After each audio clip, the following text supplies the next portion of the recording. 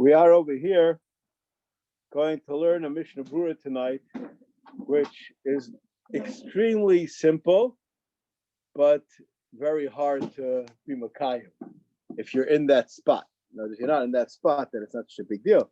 But sometimes it's important to have it in writing so that you're. All right, we're going to do Sif Gimel rather quickly because it's not really negaya to us so much. For those that have a guy who's a makre, that he ad-libs him, I guess, I don't know what you want to call it exactly. And that there's a discussion whether that's okay or not. They say, but bottom line that that's okay. Next halacha. You have a guy that wants to do it all himself. Now, in the beginning of Corona, in front of my house in Yerushalayim, there was people standing in the street, staggered all over the place.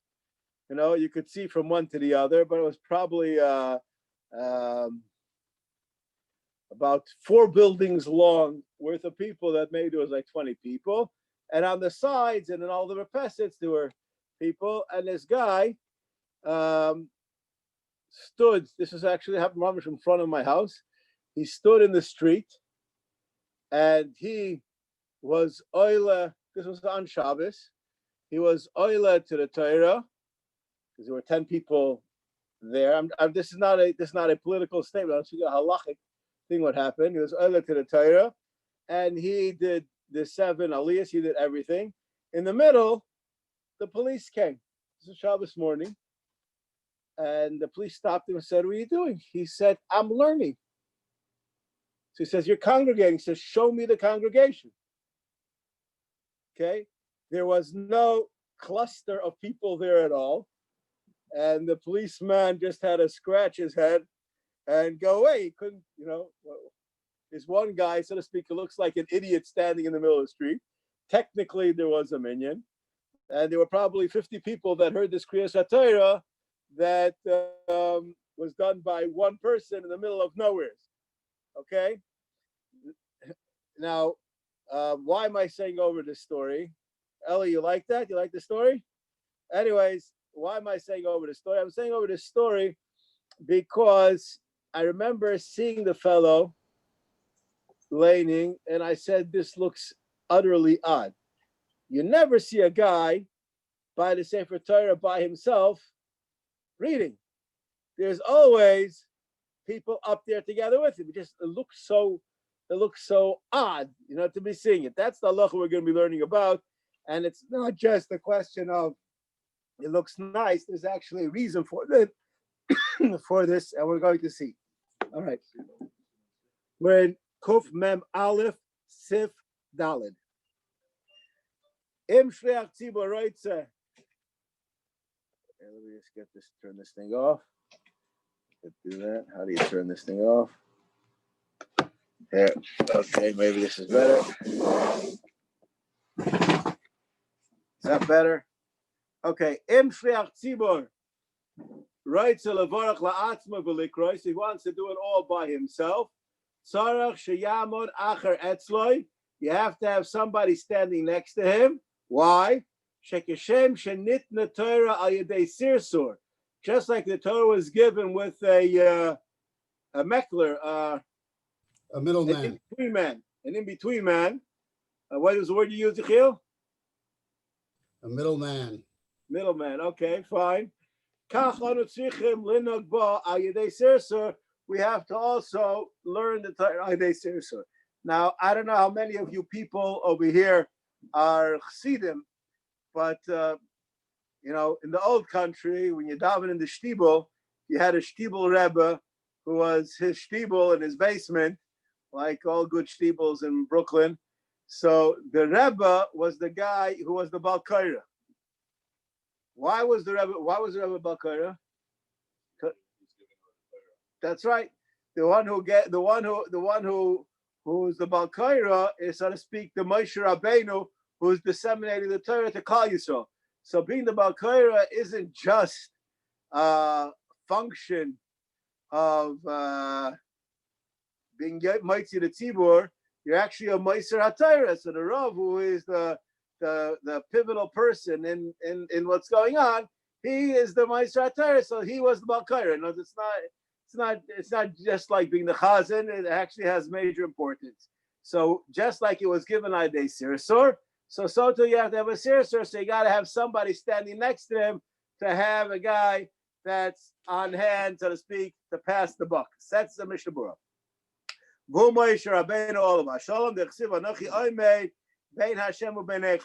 There was a in-between man, so the person who's leading is like a Kadosh Baruch Hu, and the guy, the Gabbai Rishon, we'll call him, he is the Sirsur.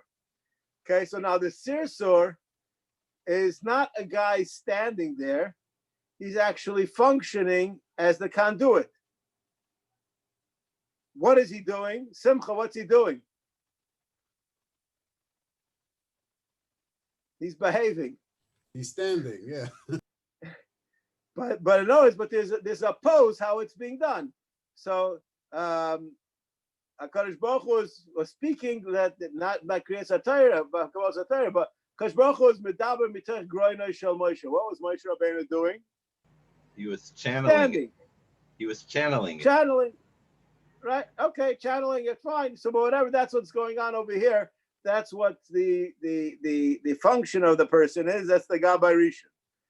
Okay. Now I will just mention in Avas Shalom we have a minhag which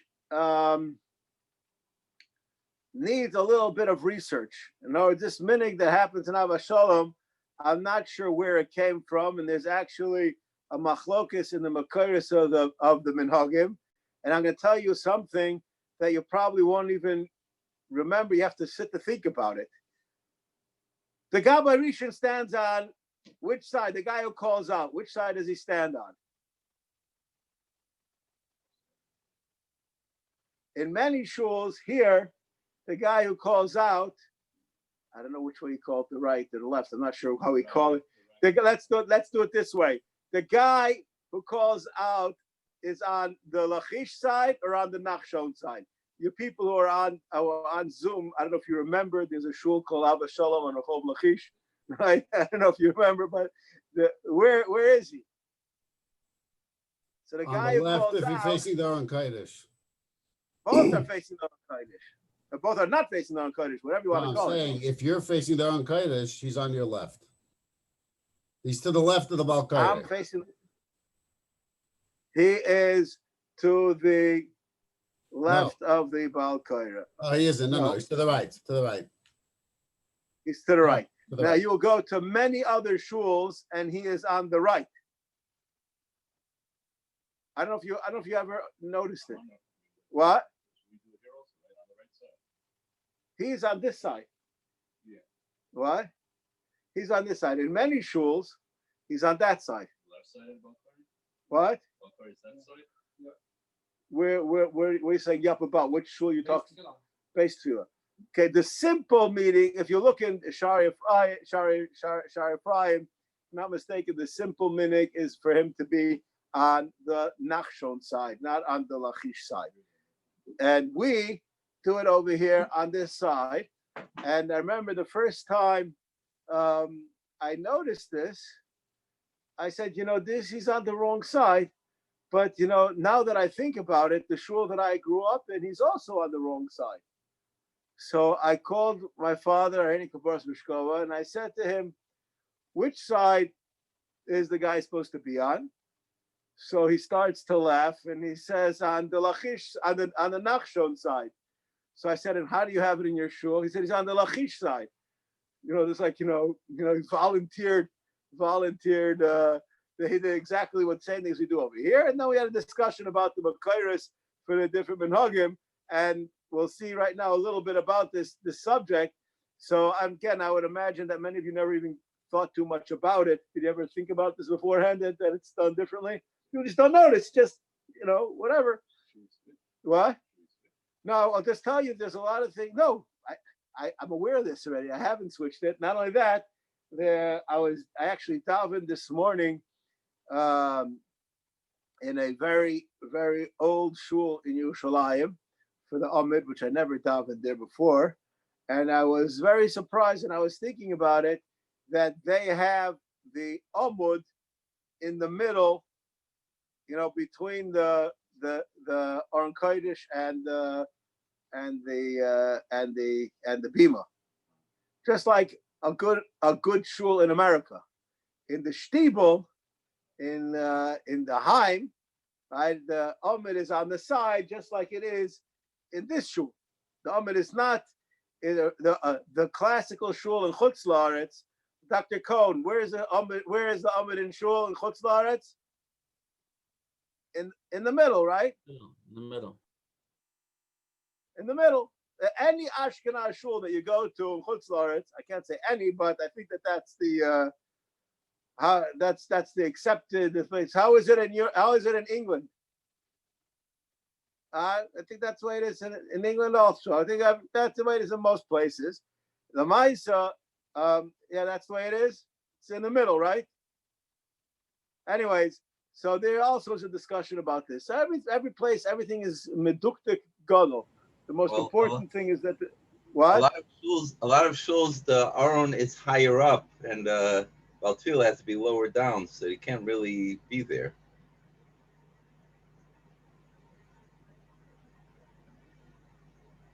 Why does the Baltil have to be lower down? No, mi mamakin, no. He's supposed to be, he's supposed to be lower down. I will just tell you that I contemplated it. I'm just saying it now, so people shouldn't think that I forgot about it. I contemplated when we built the structure that we're out of now, not the one that we're in now, and I contemplated about the structure Mitzvah Shem will be in soon, about if I should make a step down for the Amud, and I decided against it. It wasn't,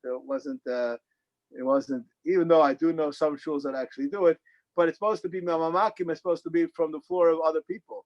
That's the reason. But anyways, it's true, it could be that that's the reason why, but even in places where it's not, there's an Indian that should actually be on the side. All right, anyways, let's see this Mishnah Berurah is a fascinating Mishnah Berurah. The Noagim Shagabai or Akoina mitzvahs, the Gabai or the guy who's bought the mitzvahs, who he's giving things out. Oimer Eitzel Sefer Torah, V'zenikris Gan, Kedei Sheyeh Shloisha. You should have 3 people there. V'hainu Shas Gan Hu Kaviyachol B'Mokam Hashem Yisbarach Hu Mitzave Likrois V'Kol Misha Yirtza. He's in charge. V'Koire Hu Asiyesa B'Mokam Moshe V'Oile Hu HaMekabel B'Mokam Kol Yisrael B'Shlichusam. ובאמץ זהו מנהג הקדמונים שיש שלושה עומדים אצל ספר תורה כמו שכתוב במסכת סופרים. This is actually from the Mishnah times. והוא בבר זרוע בכל שבס, על ששם איסה תמך על זה, וזה לשונוי. ואינו מן המובחר שיאמר החוסן יחיד לפני הטבע.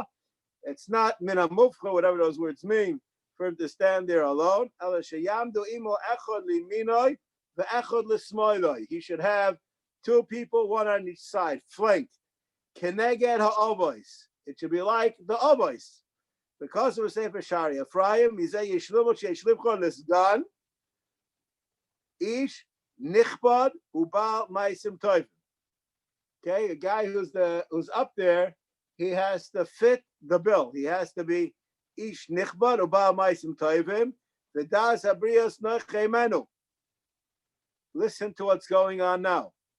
Shalei Chashdu. Now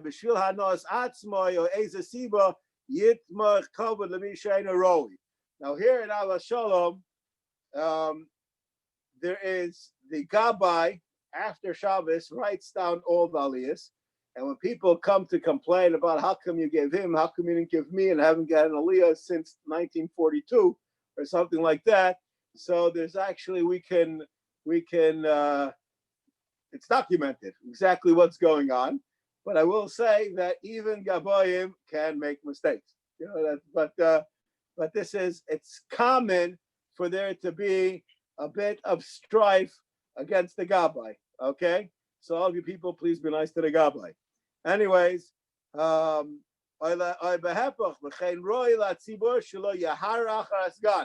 you have any complaints to the gabbai?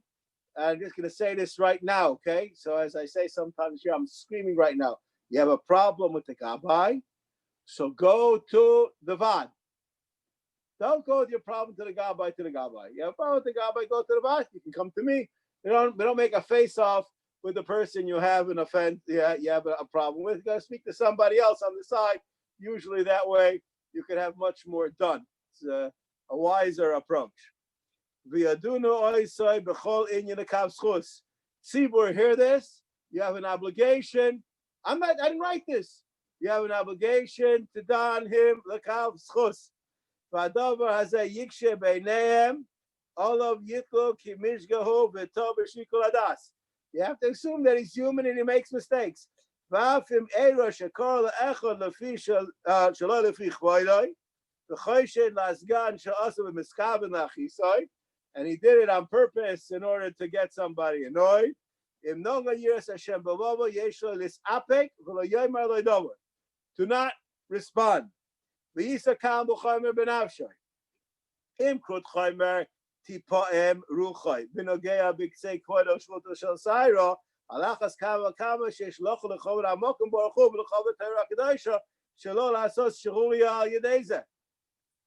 Okay.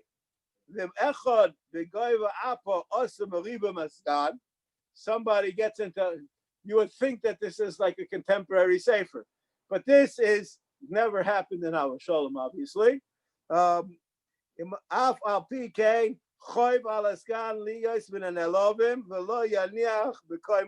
He should not run off in a huff.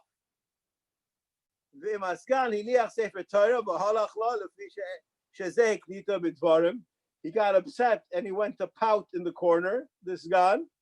So what happens? Roy long shoy.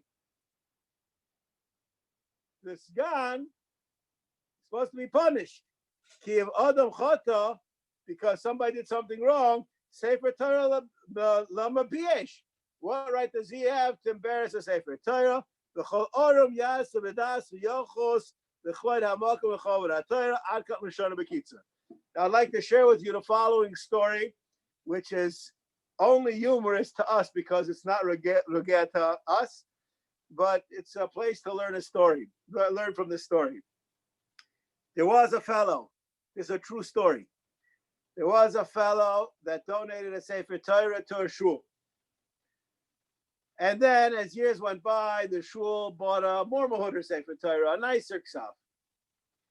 And the man had yahrzeit. And he went over to the gabbai, and he said, "I want for my yahrzeit, I want a lane. They should lane out of my Sefer Torah." And the gabbai said, "No, we don't lay out of your Sefer Torah anymore. We have a better Sefer Torah, and the tzibur is not mavater, and you can't use your Sefer Torah." Okay. So the guy saw that he's not getting anywhere at the gabbai, and he wanted very much that they should lane out of his Sefer Torah. So what did he do? This is a true story. Okay, Sheffer, you think the story I told you this morning was good? Listen to this one. He switched the cover? Yeah, I told you the story? No, but I understand where you're going. Okay, he went into the shul in the middle of the night. This is before they had these vaults, and he changed the mantle from the new Sefer Torah to his Sefer Torah, and the gabbai took out the right Sefer Torah, and too bad on you guy with your yahrzeit, and he opened it up, and he realized he's been had, okay, because it was I don't know if it's called the wrong Sefer Torah, the right Sefer Torah. I can't even remember which way I call it exactly, but anyways, this is what happened, and it became a very big fight, and this question about the gabbai embarrassed the oila, and the committee of the shul dismissed the gabbai, and they came to Rebbe Yashiv for mediation. Okay, this is a true story. I didn't make this up. And I'm just saying these are things that happen. Okay, these are called tales out of shul, right? This is the classical classical Jewish things. These are things that happen. And in the course of the meeting with Rabbi Yashiv, and this is the reason why I heard this, because someone wanted to tell me a psak of Rabbi Yashiv. He told me the story. I said, that's not Rabbi Yashiv's psak, that's Rav Pesach psak. Rabbi Yashiv said there was nothing wrong with the guy's Sefer Torah just because one is more beautiful than the other. You're not more yaitza with a more beautiful one, and there's no reason not to use the guy's Sefer Torah. Now, when I heard this, and the guy told it to me, I said, yeah, that's actually, it's a Tshuva Har Tzvi says the same thing. And I'm just going to show you what happened after I heard this story. This must be about 30 years ago that I heard this story. I went to my Rosh Yeshiva, and I told him, I didn't tell him the story, in gruesome detail, but I said, the question was, which one should Sefer Torah use? Is any mila using one that's nicer? And he said, no. So I asked him, and I'm going to leave you with the question. So I asked him, if there's no reason to use a nicer one, could you explain to me the following question? There's a mitzvah to write a Sefer Torah. And the mitzvah Zekeli Vanveo Kumis No Sefer No. It's supposed to be a beautiful Sefer Torah. Now, the Sefer Torah that the person has a mitzvah to write, it's not to keep in a vitrina. The Chinuch says that the purpose is that you should learn out of that Sefer Torah. That's why the Rosh says nowadays you with the Gemaras, whatever, you're not getting involved in that whole subject. So I said, if the whole purpose is to learn out of it, and you're telling me when you're learning out of it doesn't make any difference, so what's the point in writing a nice Sefer Torah? Anybody want to answer the question? Marishiva didn't answer me. I don't think the question if you're gonna write it, do it as nicely as possible. But when you're reading from it, you read from any of them. Why? What? They're not the same thing. What is the difference if it's a Susita or a Cadillac? So fine. So I can agree with that idea, but if that's true, so why should I write a nice one? Because if you're doing it, you do it nice. No, I have right now in the Aron Kodesh, I have two Sefer Torah. Is there any advantage taking out the nice one? Rabbi Yasha says no. Rav Pesach says no. It says Zekeli Vanveo is in the writing, not in the reading. So I understand. So I answered your question. In my question, I said if the whole reason to write it is to learn from it, there's no inyan to have a Sefer Torah to keep it in some museum. The mitzvah of writing a Sefer Torah is to learn from it. So I would have thought that you should learn from the most beautiful Sefer Torah. Comes Rabbi Yashiv, comes Rosh Yeshiva and says, no, doesn't make a difference. It's legible, it's good enough. Okay, you guys aren't bothered by the question? Okay, good for you. So we'll continue. Anyways, that's we'll leave that at this. Okay. Next halacha. Ein hatzibur rishoyim lanos amen at shechala bracha mipi akayre, ve'en akayre rishoyim likras batayra at shechala amen mipi hatzibur. It is a very important halachas, and I'd like to mention I have to be very sensitive right now because I daven for the Amud. There are many kohanim that cause all kinds of sorrows with their schlepping out their birchas kohanim, because the people answer amen beforehand and everybody hears everything, and this is an issue. It has to be, has to be done crisply. I have no better word to use than that. Whenever you're doing something and everybody has to be yaitza.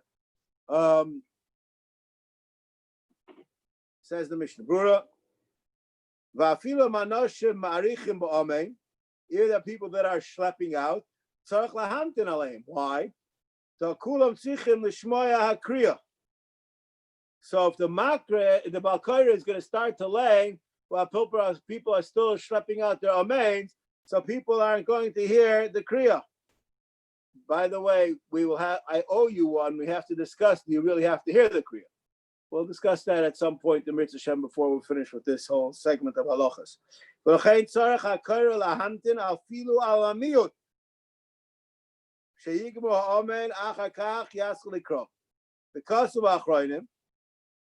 Now, how do we take care of this problem to make sure everybody's quiet?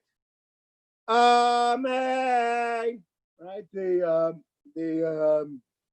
Balkaira, he says this Amen, which many Balkairas are, it's a suffix to me if they're Yaitzer, it's not Amen Yisaima, because they start sometimes after, I don't know when they start. There's all different kinds. We're okay here in Shul, now with Shalom, everything goes 100% right. But there's an issue over here that it should be done at the right time. You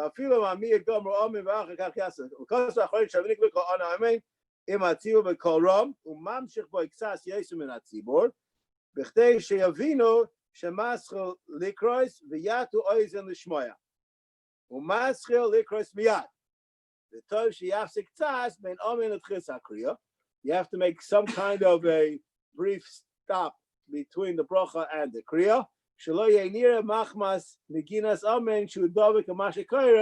think that it's all one continuous flow, we have to know that it's two different things. All right. Vav. This halacha, which we're going to learn right now. Bar mitzvah boys. What? Problem with a lot of bar mitzvah boys, they teach them Amen Vayomer. It's one word. Amen Vayomer, that's what they say? They say it. Okay. I don't remember from my bar mitzvah, but I agree with you. If that's what they do, that's a shtickle. What?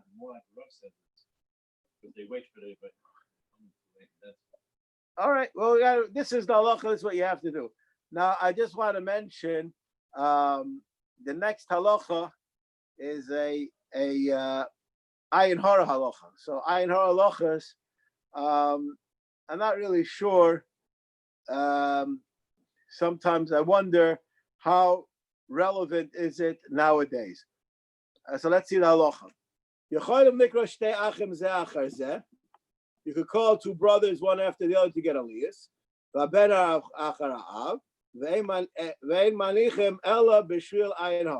And we don't do it not because there's an isser, but because there's an ayin hara aspect. One is shvi and one is mafter.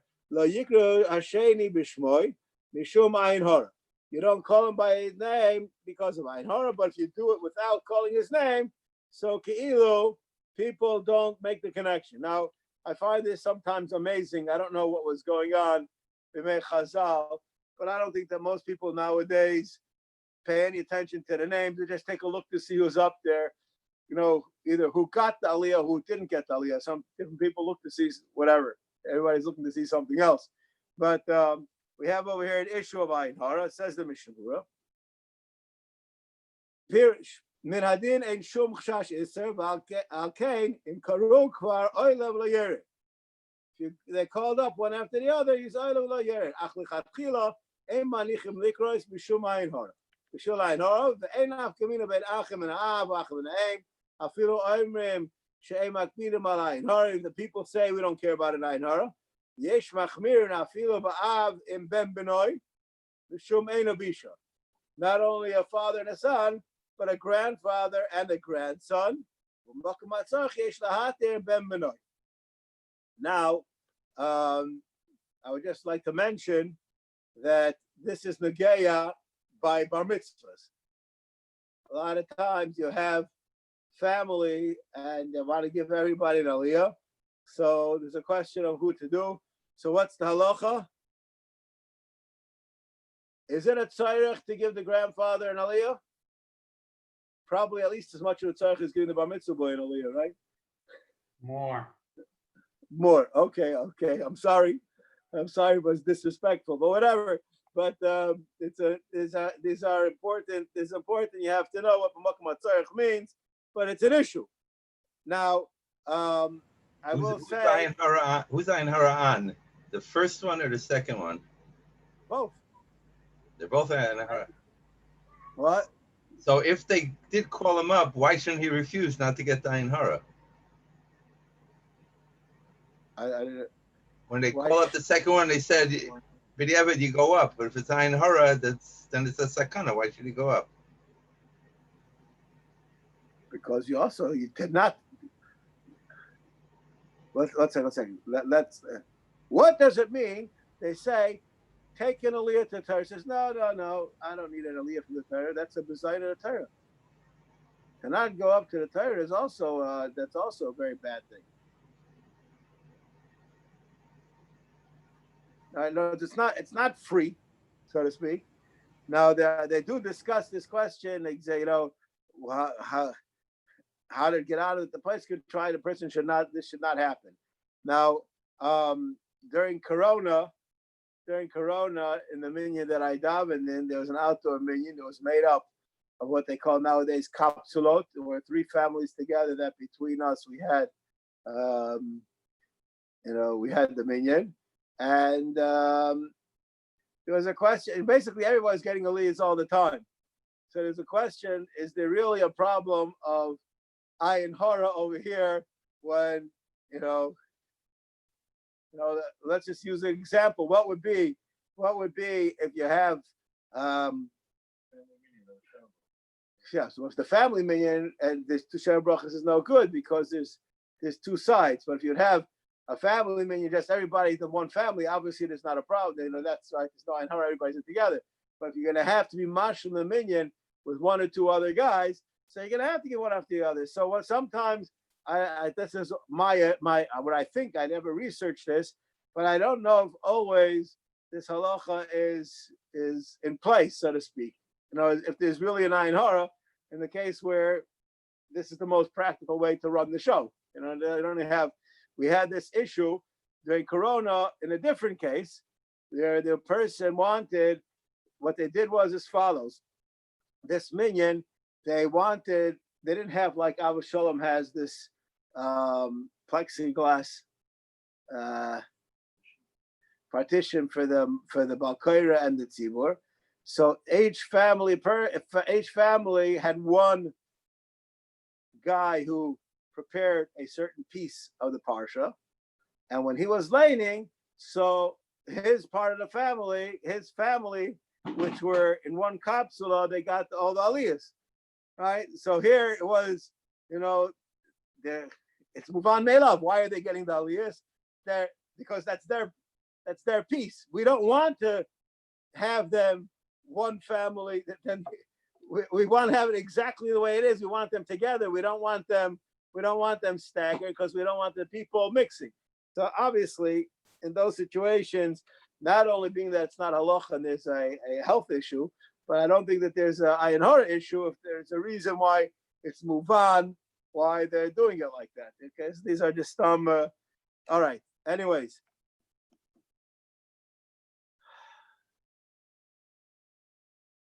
Afilo mechad ratzalayim ashimasikim bekadish beitayim between the shvi and the mafter mikomokom mikri zach even the ein mafsik acher beneim. There's no other oiler between. The dafka b'shabbos she'ein motziin sefer Torah acheres lemafter. Avle motziin sefer Torah acheres muter, because there's a break of putting one down and taking one up. V'cheinu amafter ein bar mitzvah dayin muter, because we don't see them as on the same level, and it's fine. B'shmoi lafuki mokom shenogin shel likros amafter b'shmoi rak stam yamud mafter kivon she'ein poitrin shmoi muter afilu shnei achim zecher zeh oyavu b'noi. You can't now call him up without saying his name. The fact that you skipped his name, you say, "Oh, what's going on?" It's the father and the son. So you basically put the guy in the spotlight.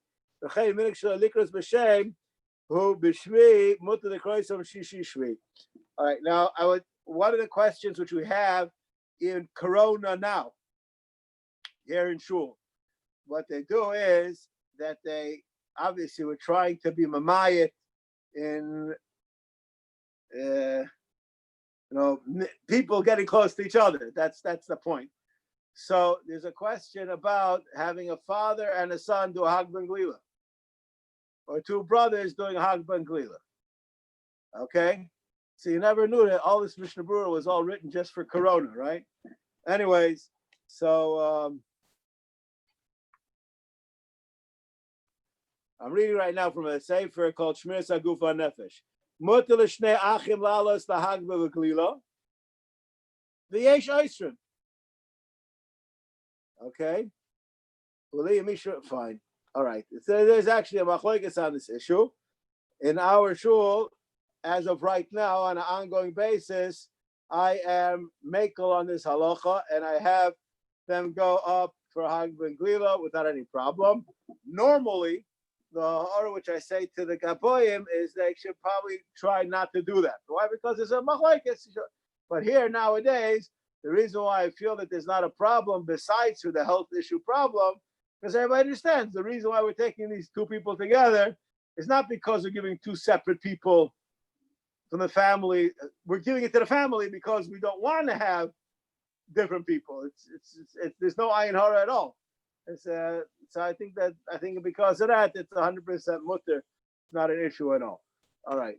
Does that apply also to like when someone buys a hagba and he gives the glila to his own son because he bought the whole thing?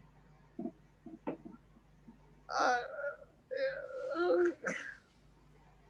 mean, what about the guy who bought all the aliyahs? Could he give them to his brother? You understand? I don't think it's a little bit better, but not much.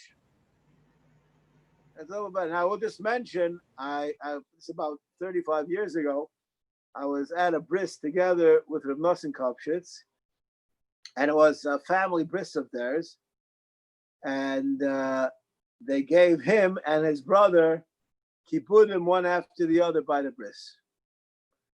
So I asked him, I was very friendly with him at that time. I think we were still chavrusas at that time. So I asked him, I said, ayin hara? He says, das is a kibbud.